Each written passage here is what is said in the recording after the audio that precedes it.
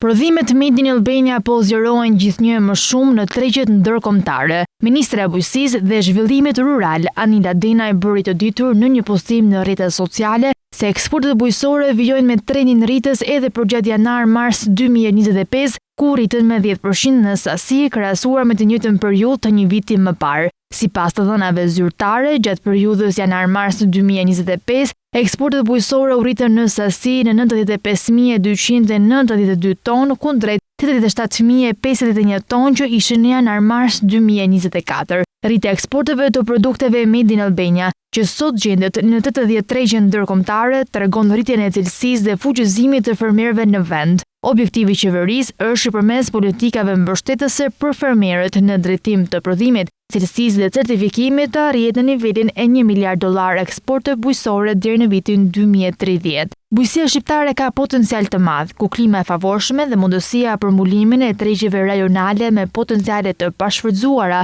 e bën Shqipërinë një vend premtues në disa sektore dhe veçanërisht në bujqësi. Nga ana tjetër, për gjatë vitit 2024, sipas Instat, eksportet bujqësore të etiketuar si Made in Albania shënuan një rritje të ndjeshme vjetore me 21%, ku regjistruan 471.817 ton.